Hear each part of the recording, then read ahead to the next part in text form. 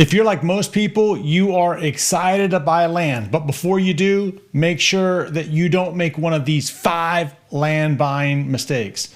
I'm Scott from Landmodo, and this channel is dedicated to helping you buy the land that you want. I want to tell you the story of Mary. Mary came to me, she wanted to sell her land, and I had to tell her no. Why? Well, because she fell trapped to one of the 5 land buying mistakes that I'm about to cover. And it's these 5 land buying mistakes that you have to watch out for. So hang in there, and I'm going to tell you specifically which of the 5 Mary messed up on. And specifically, Mary didn't do it. Her husband did it wrong. So let me tell you what happened to Mary. Now, before we do that, let's dig into the 5. The number 1 land buying mistake that people make is that they buy land without first confirming that the deed is in fact transferable. You know, if you're buying from a reputable source like a land investment firm or a larger company, well, then it's not an issue. It's going to be backed by a warranty deed and you're going to have protection. But if you're buying from, like Bob down the street or someone you don't know or just some person, you've got to be careful because it's easy to look at something and then say, oh, well, I messed up. I made this mistake before, by the way. I messed up on a property that I purchased. And what happened was the husband and wife were on the deed together. The husband had passed away, but they didn't tell me. The wife didn't tell me that they had actually been divorced. And because it was marked as divorced on his death certificate, I messed up and that property needed to go through the probate or the quiet title process. So if you're going to buy land from just someone that you don't know, my recommendation is that you first have a title search done first. If it's from an individual, but if it's from a larger company or a land investment firm, you should be good.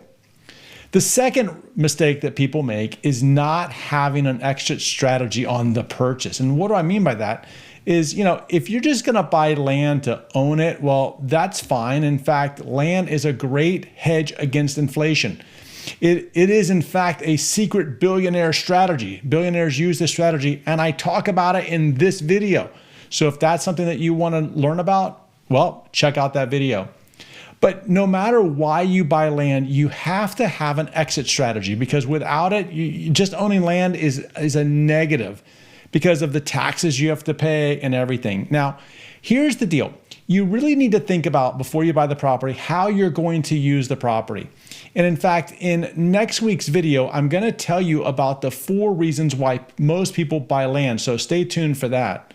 But just to kind of give you a summary, you're either going to build on the land and or develop it. Well, if that's the case, you're going to see an increase in value just because you added value to the property. When you put in things like a well or you blade a road or you do other things, maybe even just having a survey, these little things that you do add enormous value to the raw land price. And so if you want to just add that incremental value and then sell it, cool, you have an exit strategy.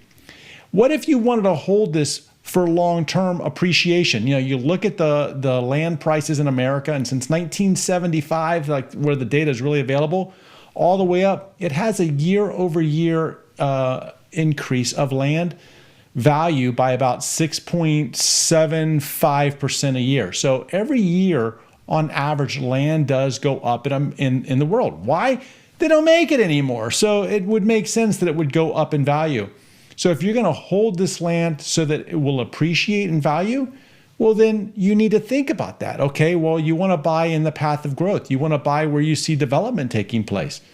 Because if you're going to hold it for appreciation and you're buying out, I don't know, in the middle of Alaska where it's probably not going to develop in our lifetimes, well, then your appreciation, while it will still go up, will not be as great as somewhere else where you have that path of growth taking place.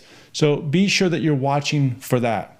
Maybe you're buying land for recreational purposes. And for that, most people will buy the land for hunting or camping or ATV riding. Well, now you're getting utility or you're getting usage out of the land. So your exit strategy then would either be to sell it because it increased in value, or you could sell it to somebody else that wants to do the same thing as you. But you do have an exit strategy in that case. You will sell it to somebody else that wants to have that weekend getaway or whatever you're using the land for. Those are great opportunities.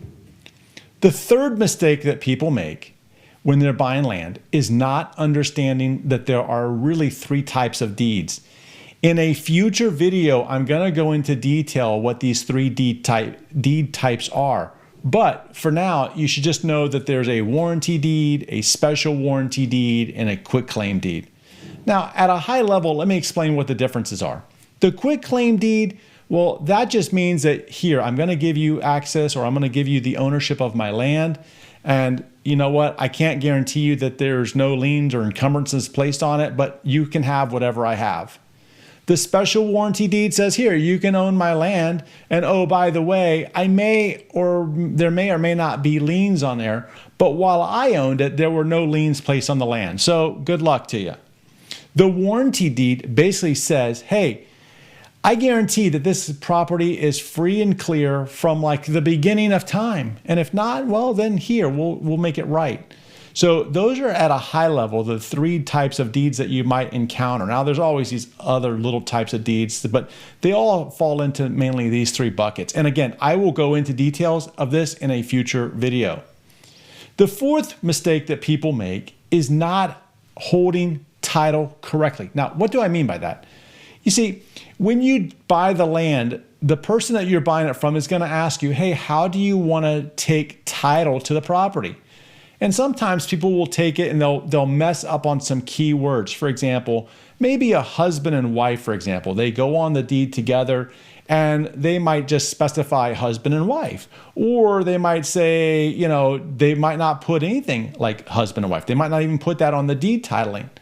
Well, every state's going to have different rules. For example, in Florida, if you say husband and wife and you stay married, well, then that property has what's called joint tenants of rights of survivorship. Whenever I buy a piece of land, I want to make sure that I have at least 2 people on the deed, myself and somebody else, and that it is with joint tenants with rights of survivorship. Why? Because if I passed away, the other person on the deed would be able to sell it without the land having to go through probate. That's a big deal. Now, if the land is worth, I don't know, $1 million, well, then it would make sense to probate it. But a lot of the land in America is not even worth, you know, it depends on the investment, but a couple $1,000, $5,000, $10,000. And in that case, if it's going to cost you $1,500 or more to take it through a probate process for something that you might get a couple $1,000s for, most people will choose not to do that. So one of the big mistakes is owning land with the wrong titling. And you really have to spend some time and look at this. And we will talk about that in a future video as well. The 5th mistake that people make is not understanding the limitations of the land. And specifically what I'm talking about is they will go buy a piece of property thinking, oh, I can do whatever I want on this property. I can camp on it. Well, you can't. You have to have specific properties that you can camp on. Or they might say, hey, I'm going to put an RV. I'm going to have my RV on here. Well, it may not work because of county codes.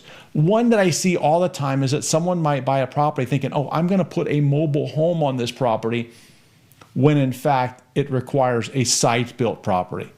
So these are the 5 mistakes that people make when they're buying land. And remember Mary, I talked about her at the beginning? Well, Mary's mess up, and in fact, it wasn't her mess up, it was her husband's mess up. What happened was when her husband purchased the land, he put it in his name only. So it was just his name, and he passed away. And Mary came to me and she said, I want to sell the land. So how do I do it? It's in my husband's name and here's his death certificate. And sadly, I had to tell Mary that I couldn't buy her land without at first having to go through probate. Because the way that real estate works is you can't pass real estate on with a will. It has to be probated because the court has to say, yes, here's the next person who can sell it.